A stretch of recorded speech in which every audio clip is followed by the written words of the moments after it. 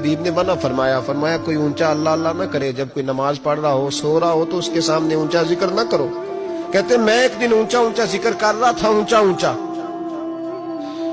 اونچا میں ذکر کر رہا تھا، کیونکہ عشق لگا سی کھیڈاں کھیڈ دی نوں تے مینوں کھیڈاں بھل گئیاں، میں کجل پایا سی یار دے ویکھڑے نوں، پھر او دی یاد وچ روندیاں ہی ڈل گئیاں، حیدر شاہ اس گلی کدے نہ رول دی پر ہن تے رول گئیاں۔ کہتے میں اونچا ذکر کر رہا تھا تو حضرت عمر فاروق رضی اللہ تعالیٰ عنہ نے ڈانٹ دیا، فرمایا تجھے نہیں پتا حضور نے منع کیا؟ تو عمر نے ڈانٹا تو میں چھپ کے بیٹھ گیا کونے میں۔ حضور آئے نا نماز پڑھانے تو محبوب نے پتا کیا وہ عبداللہ کدھر ہے؟ کہتے میں کونے میں تھا، حضور نے فرمایا کیا ہوا؟ تو میں رو پڑا، میری عزت بڑی تھی نا مدینے میں، کبھی کسی نے کچھ نہیں کہا تھا۔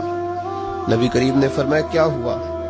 عرض کی حضور کچھ نہیں، پھر بھی بتاؤ۔ کہتے میں رو پڑا، میں نے کہا یا رسول اللہ میری غلطی تھی تو سیدنا فاروق اعظم نے ڈانٹ دیا ہے۔ فرمایا ہوا کیا؟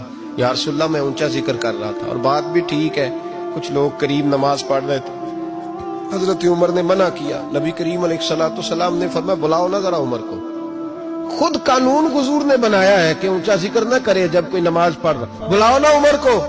جناب عمر آئے تو حضور نے فرمایا عمر میرے عبداللہ کو کوئی نہ ڈانٹے، کسی ان پڑھ سے، کسی دیہاتی سے، کسی بھولے سے انداز دیکھے حضور کا، اسے کوئی نہ ڈانٹے۔ پھر حضور نے فرمایا تمہیں پتہ ہے یہ میرے لیے کتنی تکلیفیں برداشت کر کے آیا؟ صحابہ فرماتے ہیں یہ خوش نصیب ہے جس کی روح بھی محبوب کے ہاتھوں میں نکلی۔ اور جب جنازہ اٹھا تو حضور کی داڑھی سے ہم نے آنسوں کے قطرے ٹپکتے دیکھے۔ مدینے میں رواج تھا کہ قبر میں قریبی عزیز اتارا کرتے تھے، پر ان کا تو مدینے میں رشتہ دار ہی کوئی نہیں تھا۔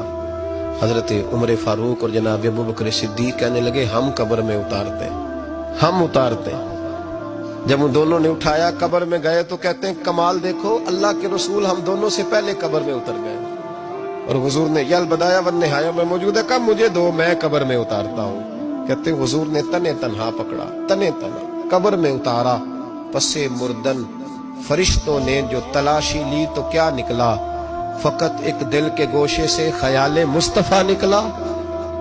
نبی کریم علیہ السلام نے قبر میں رکھا اور ساتھ فرمایا اے اللہ میں آج شام تک اس سے راضی تھا، تو بھی اپنے کرم سے اس سے راضی ہو۔